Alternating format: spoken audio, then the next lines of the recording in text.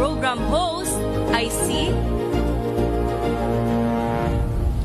Cesar Chavez para sa special on Saturday ng DZRH.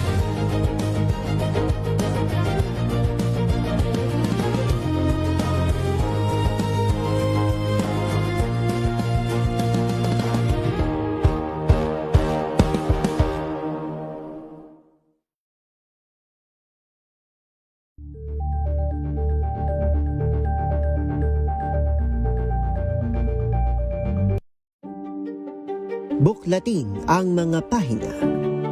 Pakinggan ang boses ng lipunan. Tunghayan ang mga issue mula sa ibang katayuan. Nakakalungkot kasi deserve ba namin ng ganito? Na hindi nila alam kung ano talaga yung kanilang mga karapatan. Yung gobyerno, tinulungan nila yung kanilang magsasaka. Pinapatahimik tayong lahat using various laws. Through education, kayang-kaya nating baguhin yung ganitong klaseng pag-iisip. Isang kwento, iba't ibang anggulo. Dito, sa Point of View.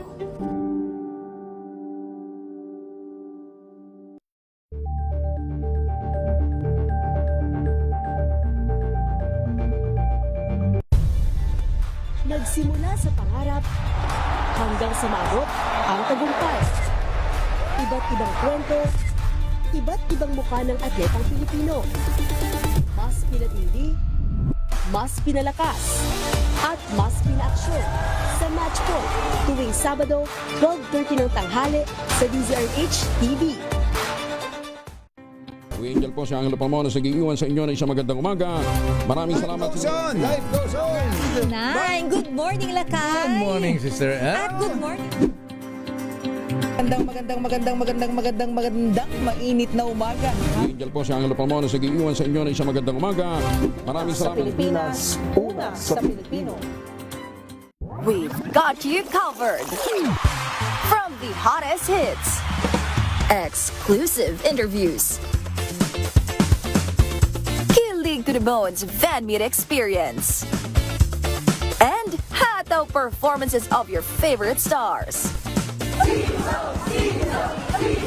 Saturdays, 12 noon, dito lang sa DZRH TV.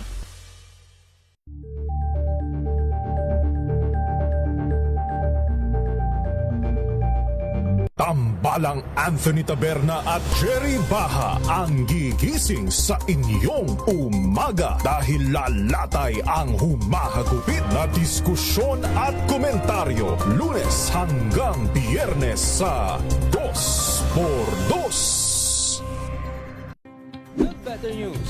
Una sa Pilipinas, una sa Pilipinas. NVS, Trending and Viral Show. Nakahandang sa ating balitan mga kaibigan sa Rapido Hataw Balita. Public Service Hour. Siyempre pa, una sa Pilipinas. Una Yan sa... ang kabuuan natin palatuntunan ng break time. Sabay niyo na po ang mga balita at talakayan sa Balansyado. Maraming salamat. Ito ay bunsod ng naitalang 17 individual na ang kanilang naaresto. Ng Metro Manila Development Authority o MMDA ang No Contact Apprehension Policy o NCAP sa Metro Manila. Sa ang ilang mga dokumento ay peke. Hindi rin legal ang employment na ipinangako sa kanila. Sa mata ng batas, mananagot ang sangkot at may sala. Dahil sa bawat paglabag, may karampatang parusa. Alamin ang mga pananagutan sa likod ng mga bawal. Dito sa Hoy! Bawal Yan! Tuwing Sabado, alas 11:30 ng umaga. Dito lang sa DZRH TV.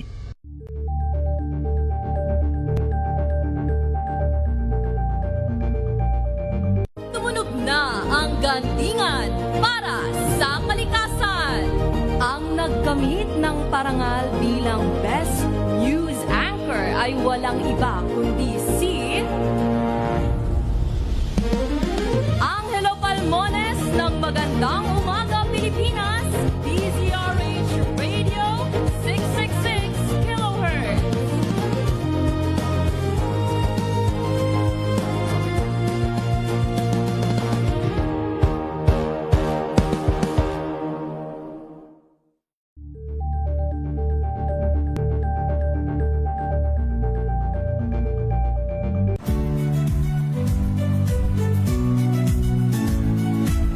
Magandang araw mga kaibigan. Ito po ang inyong balerina ng bayan, si Lisa Makuha Elizalde, na nag-aanyaya sa inyong samahan kami at ang aming mga espesyal na panauhin para sa kalahating oras ng masayang kwentuhan sa aming programang Art to Art, kung saan ang usapang sining at kultura ay para sa lahat. Huwag kaliligtaan, tuwing linggo, alas 3:30 ng hapon, dito lamang sa DZRH Radio, DZRH TV, at via online streaming.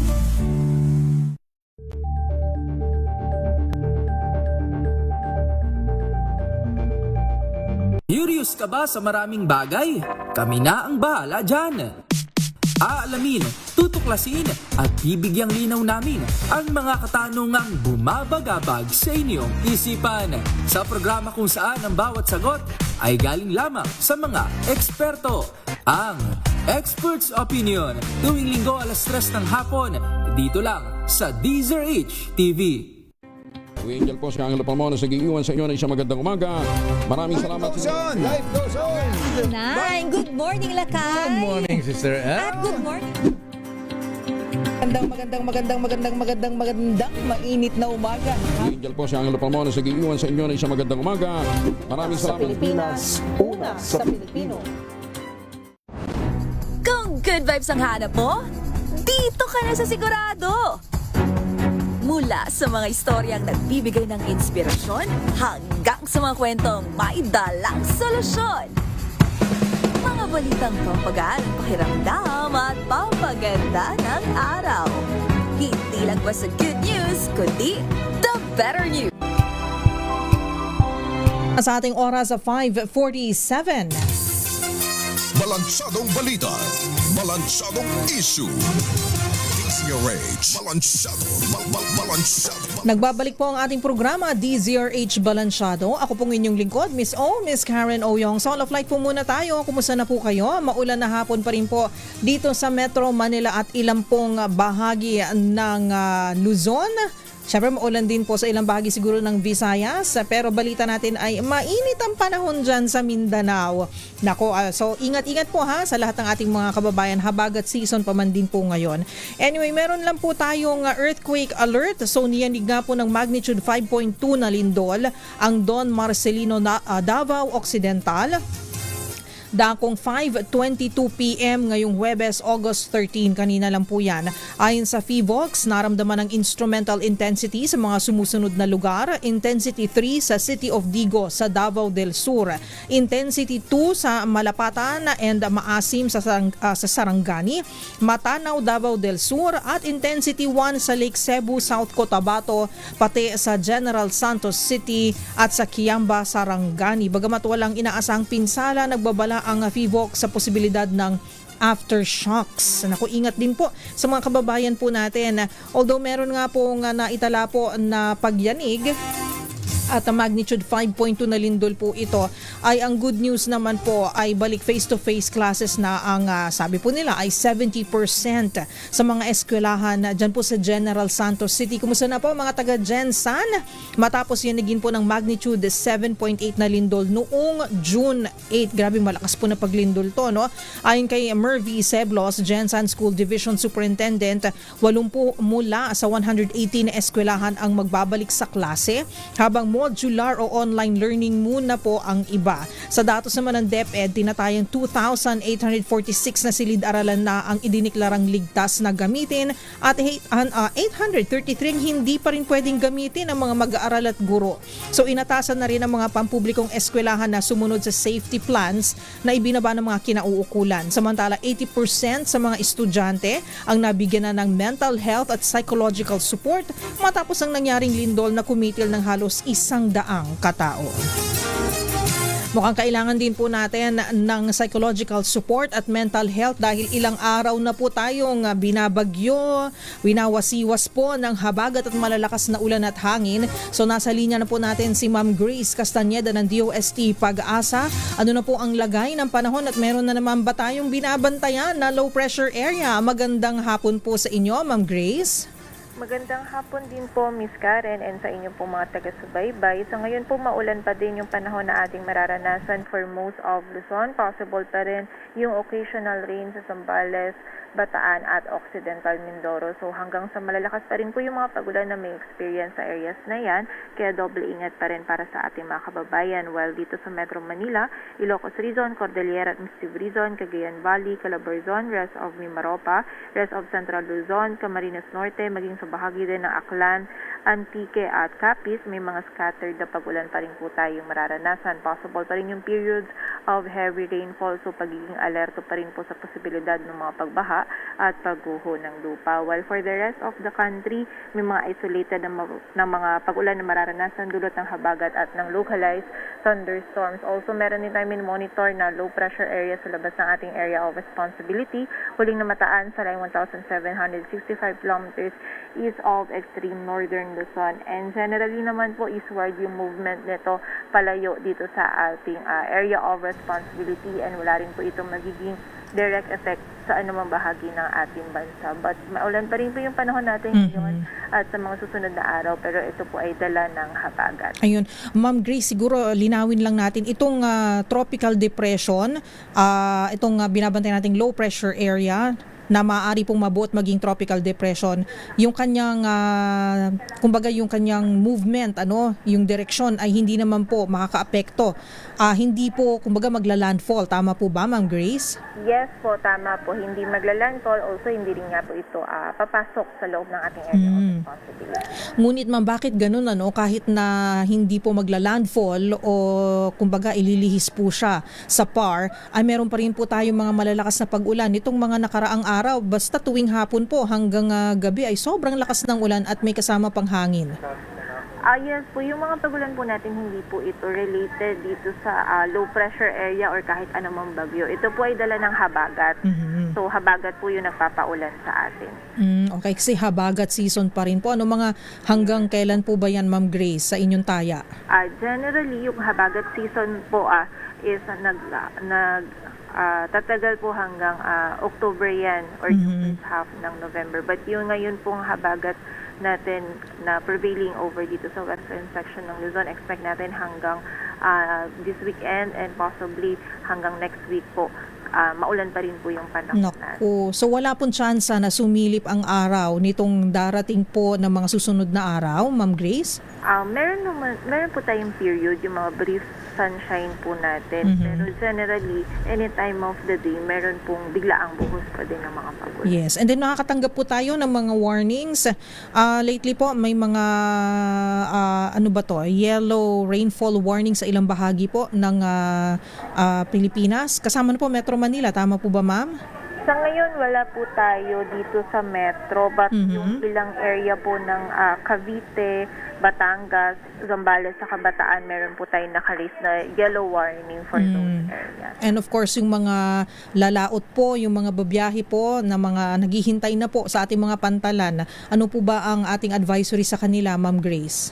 Sa ngayon po, wala naman tayong nakataas na gale warning. Though dito sa may northern and western sections ng northern Luzon, moderate to rough po yung ating sea condition. So, pag-iingat pa rin po sa mga kababayan natin dyan. Also, yung dito din sa may western section generally ng Luzon is medyo may mga bugso pa din po tayo ng malakas na hangin dahil po sa habagat. So, pagiging alerto pa rin sa mga kababayan natin. Yes, Ma'am Grace. Finally po, siguro, ano ba ang ating asahan nitong mga susunod na araw, maulan ang mamayang gabi? At second question po, second to the last question, aside from itong low pressure area na nasa labas po ng PAR, meron pa po ba tayong ibang binabantayan na posibleng maging sama ng panahon po? As of now, wala pa naman po tayo nakikita pang ibang possibility po. No, though, syempre yung mga cloud cluster po natin dito sa may silangan po ng Northern Luzon, monitoring pa rin tayo sa possibility na magkaroon po ng mga circulation dyan. But as of now, wala pa naman po. But still, kahit wala po tayong monitor na LPA or bagyo sa loob ng PAR, continuous pa din na maulan yung panahon natin for most of Luzon, saka yung western section ng Visayas. But dala po ito ng habagat, kaya pag-iingat pa rin sa mga kababayan natin. Maraming salamat, Ma'am Grace, at ingat po kayo dyan. Thank you, ma'am. Maraming salamat din po. Mag-ingat tayong lahat. At yan po si Ma'am Grace Castañeda ng DOST Pag-asa. Ito nga po yung binabantayan po na low pressure area sa labas ng PAR. Ang kanya pong direksyon ay hindi naman po papasok extreme kumbaga westward. So ito yung ating Pilipinas, ganun po siya pataas. Ayan. So hindi na po papasok sa ating Philippine Area of Responsibility, hindi rin po magla-landfall. So ito po ay malamang wala pong epekto sa ating bansa, sa ating weather system o conditions sa Pilipinas. Yun nga lang po ay meron pa rin pong habagat na siya naman pong nagpapalakas ng hangin at ulan dahil habagat season nga po. So ingat rin po tayo lagi. Although nabanggit po ni Mama Grace na wala na pong yellow rainfall warning sa Metro Manila, may mga ilan pa rin po na mga probinsya ang maaari pong makaranas ng malalakas na pag-ulan. Katulad po nung nabanggit niya, Cavite, Laguna. Ayan po, ingat po kayo. Yun yung naalala ko. Bataan ba nabanggit niya? Ayan po. So, lagi po tayong mag-monitor po meron po mga social media pages ang DOST Pag-asa at pwede rin po kayo mag-monitor dito po sa DZRH at sa ating mga online platforms. Makinig rin ng mabuti. Ayan po sa mga updates na ini-ere po natin dito sa ating himpilan para kayo po ay laging updated at may paplano nyo rin po ang inyong mga lakad. Hindi naman kasi po natin maiiwasan na kailangan lumabas ng tahanan, pumasok sa trabaho, pumasok sa eskwela, may mga mahalaga pong mga aasikasuhin, di po ba? So, ingat na lamang po at planuhin ng mabuti ang ating mga lakad. Kung ako rin po naman ang inyong tatanungin iwasan nyo po na lumabas na po. Kung kakayanin po, makauwi po ng maaga, galing po sa inyong mga lakad. Huwag na po masyadong magpapagabi dahil ghost month daw. Aside from that, ay bigla po kasing umuulan ng malakas, biglang bumubuhos po kasi paggabi na. So, eto nga po, pagka biglang umulan, nagiging traffic na po ang ating mga main thoroughfares, ang ating mga kalsada. At syempre nagiging mahirap na po ang pagbiyahe lalo na po sa ating mga commuters na kailangan pong sumakay po ng mga pampublikong sasakyan. Basang sisiw po kayong uuwi niyan. Kung hindi man po ay magsiswimming na naman po kayo sa baha. So kung maaari po sana ay umuwi na po ng mas maaga para makaiwas po tayo habang hindi pa bumubuhos ang malakas na ulan. At syempre pakiusap lang po, ulitin ko. Nagulat po ako kasi may mga listeners pala po tayo na nakikinig sa ating kwentuhan noon kasama si Ka Henry at si Yuel Reyes din. Yung aking experience sa pagbiyahe ko po pauwi nung Biyernes ng gabi sa Skyway. So meron po nag-react din na kasi pag talaga pong malakas ang ulan at may hangin, sobrang hirap po magmaneho sa Skyway. Lalong-lalo na po, hindi ko po nabanggit yung sa kwentuhan noon kung saang area po kumuntik ng madali noon. Ayun po. Tinatawanan ko na lang ngayon pero nung panahon na yun akala ko po ay mag-goodbye world na po ako noon. Sobrang takot ko po talaga. Pero nabanggit po nung ating listener po at avid listener po ng ating programa dito po sa DZRH na yung area po siguro between Buendia po yun, southbound. Pag dumaan na po kayo papuntang Nayax exit and then papunta at dire-diretso papuntang Bikutan and Sukat, doon medyo kasi may kurba po doon at medyo may incline ng konti po yung Skyway doon ay nag-iipon po yung tubig sa innermost lane, yung lane number 1 na kumbaga nasa pinakaloob po na lane. So pagka po may mga sasakyan po na mabilis po magpatakbo, ayan po nagkakaroon po ng waterfall, ayan po. At yung mga mas maliliit na sasakyan po ay nabubulag, hindi na po makita ang dadaanan. Pangalawa po, sabi po ng ating kaibigan po na listener, pag dumadaan po siya between Nayax and Bikutan, ayan po sa Skyway, ay hindi na rin po malinaw ang markings ng lanes. Ayan po, dahil nga po walang masyadong ilaw, reflector lang po ang nakikita sa left side, ay nahihirapan din po mga driver sa ating mga motorista na makita po yung mga lanes. And so, meron pong posibilidad na pag nagkalituhan po, baka magkabanggaan po ang mga sasakyan. So, Skyway po siguro medyo pakiayos po natin yan. And pangalawa siguro, ample lighting po. Medyo madilim po talaga yung area. May mga areas po doon sa Skyway na wala po talagang poste ng ilaw, kundi tayo po ay kailangan pong dumepende dun sa reflectors na nandun po, na nakakabit po sa gilid po, malapit sa may lane number 1 o yung innermost lane. So medyo nakakakaba rin po So, siguro habang hindi pa po naayos yan, I suggest sa ilalim na lang po muna tayo dumaan. Sa SLEX na lang po para yung impact ng pag-uulan ay hindi po ramdam na ramdam habang tayo po ay nagmamaneho o di naman kayo nagkukommute pauwi po papunta sa south tulad po ng Parañaque area, Bikutan area, Sucat area. Ayan po, papunta po hanggang dun sa Alabang and then pauwi na po ng Santa Rosa sa Laguna. Ayan po. So, akala ko nag-iisa lang po ako sa aking experience pero marami rin po pala ang nakapansin nun. So thank you very much for sharing at siguro ingat po tayo sa mga nagmamaneho po lalo na po ngayong panahon ng tag-ulan. Alright, ang ating oras 6:01 na po. Magbabalik po tayo makalipas ang ilang mga paalala. Diyan lamang po kayo. This time check is brought to you by